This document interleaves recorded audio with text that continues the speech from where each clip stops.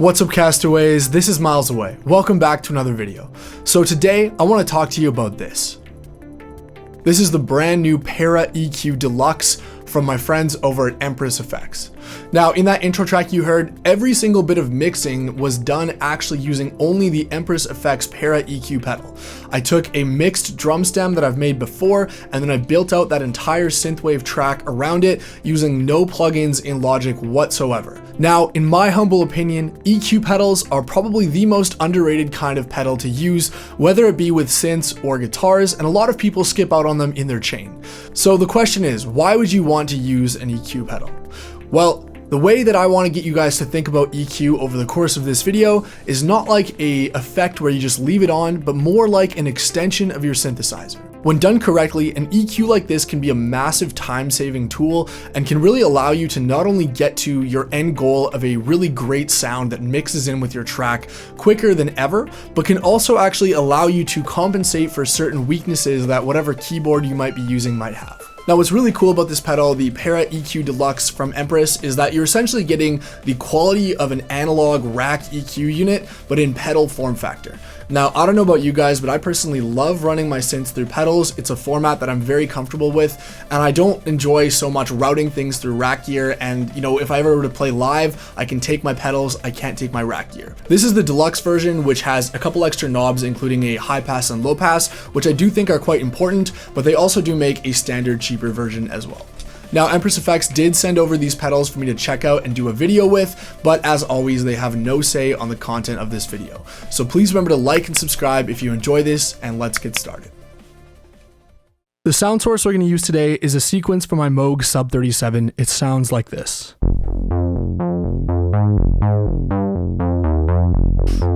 Really nice classic Moog bass line, but it could definitely use some work, and the EQ pedal here will help us get it to where it needs to be. So let's enable it with the bypass. And first thing we're going to do is this Moog bass line is really quiet, so I'm going to use this clean boost feature, which I love, to give it a little bit more kick and volume. So let's enable that. So really loud clean boost. We have a ability to control how much it boosts here.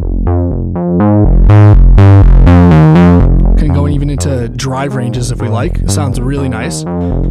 Something that they're really proud of is the amount of headroom on this pedal, and I can totally notice it. It's a, technically a guitar pedal, but it has plenty of headroom to be able to deal with the synths really well. So yeah, I think without the boost, just has a little bit less body. I find it funny you're saying that about a Moog, but yeah, so with the body, the boost added, sounds great. So let's start off with these small bottom controls here, which are unique to the deluxe version, but I think they're really important. So we've got a high pass filter. Can thin out our sound really nicely if we want to shave off some of that bass. We've got a low shelf. Listen to that bass, or you can take it away. And we've got a high shelf. Let's open up the filter a little bit so you guys can hear the high shelf better.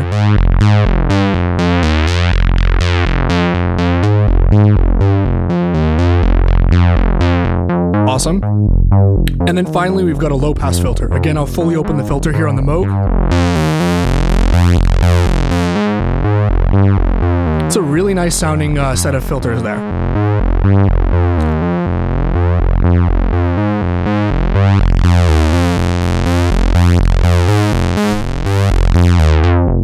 Awesome. So moving on to the dials here. So we've got 3 bands, and each of the bands has a surprising amount of control. And like one of the things that you guys I know I love about pedals is hands-on control. No menus, just pure intuitive hands-on using an EQ, just like you would with a knob on your synthesizer. So that's immediately one of the things that appeals to me more about having a pedal like this versus using a plugin in the DAW.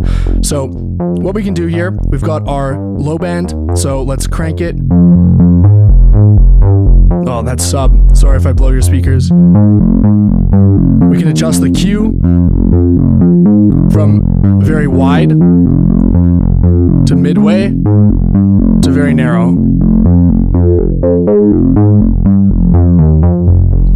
This is amazingly good sounding in my opinion. You can use that as a sound design tool. All of a sudden we have new harmonics in there. It's like having a second filter.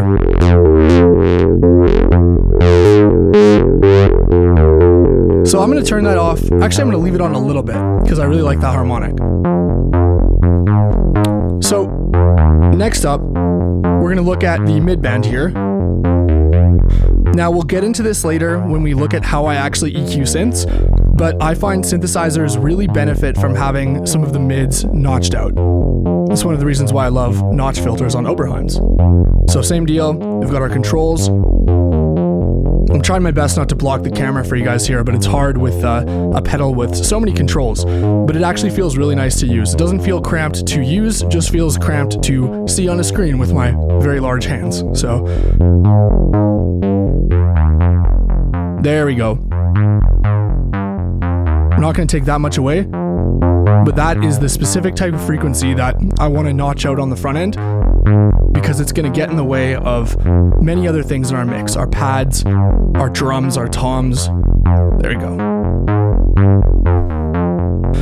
And then finally, the last section here, the high band. Now, one of my favorite things to do when mixing synths is to give them a little extra something in the highs, because a lot of synthesizers, especially analog ones, can be a little bit dark. The Moog Sub 37 is pretty dark. The Summit, which we'll look at later and you heard in the intro track, very dark. So I like to grab a band in the highs, put it on a wide band like this, and we'll look over this more when I show you guys with the two EQ pedals together on the Summit. But for the controls,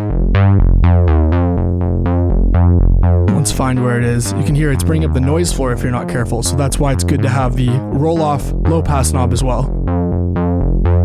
There we go.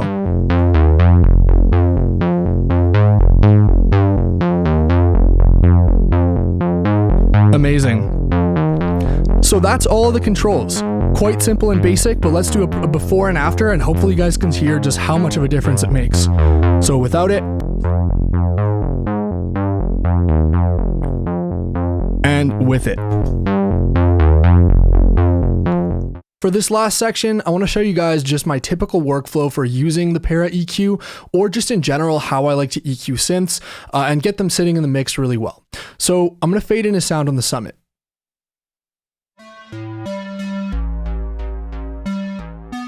So it's a basic arpeggiated bass pattern, and there's definitely a lot of things that we can do to make it much more exciting. So the very first thing we're going to do, it's a very quiet patch, and the Summit can have a high noise floor if we bring it up any louder. So we're going to use the clean boost on the Para EQ. Awesome. It's a really, really nice clean boost that's low noise, which will basically give us a lot more headroom. So I can even turn the Summit down now. Cool, that seems like a really good blend. So the first thing I like to do is sculpt out a little bit of the mids, because synthesizers, much like guitars and pianos, they're very mid-range focused instruments, and they can get a bit too mid-heavy in the mix. So if I was mixing this for a track, I would probably find a band around, let's say, 300 or so, and take it away. Let's sweep and find out.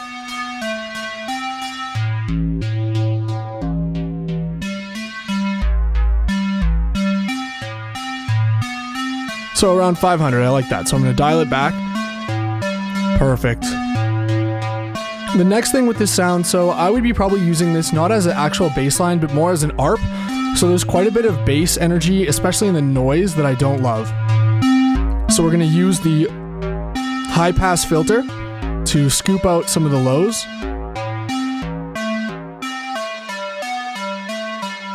So that's obviously too much, but you can kind of hear it totally helps us get a much cleaner signal going in, so that if we're hitting our plugins or, any preamps or other effects pedals, we're cleaning it up before it hits those.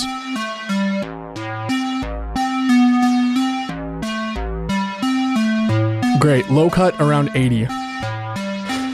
Next up, I am gonna do a high shelf here, so just boost the very top end of it. I wanna be careful not to do this too much because we're gonna use a high boost as well for specific frequencies, and this will bring up everything, including the noise floor, but just to overdo it.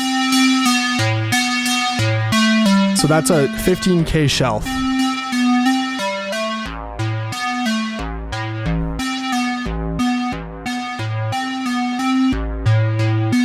I'm gonna do it like this.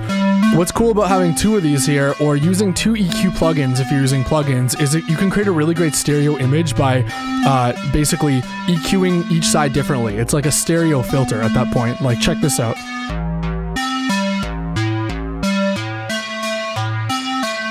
Really cool, right? If you're wearing headphones, you can hear that all of a sudden the sound becomes so much more wide. We're gonna take that off for now though.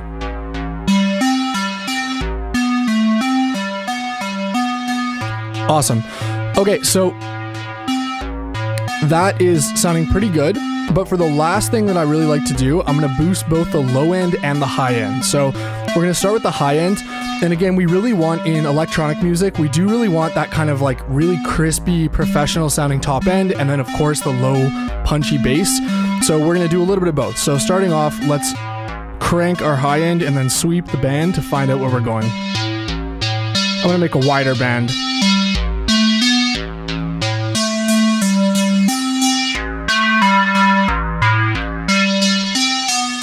Oh yeah, that's sounding really good there. I love the way this EQ sounds on this synth, which if you guys have heard my videos on the Summit before, I always mention that the only thing I don't like about the Summit is it's a little bit dark. This synth can totally help fix that by recording it in. That's with no high-end boost. Ooh, so crispy and three-dimensional. I love it.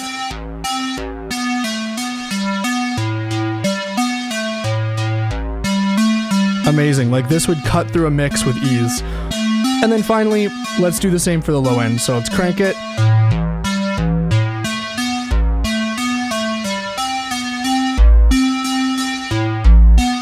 There we go. Too much though. Very subtle for this one. Awesome, so let's hear with and without. So before, I'll bring up the volume so it's a bit more fair. It sounds quite lifeless and very flat. And then now what we're recording in, night and day difference, right? Like, I'm gonna gain match them identically in Logic, so what you're hearing will be perfectly gain matched, but even with me here right now listening, I can hear there's an added three-dimensionality, and this really compensates for some of the Summit's inherent, not flaws, but disadvantages for this type of sound.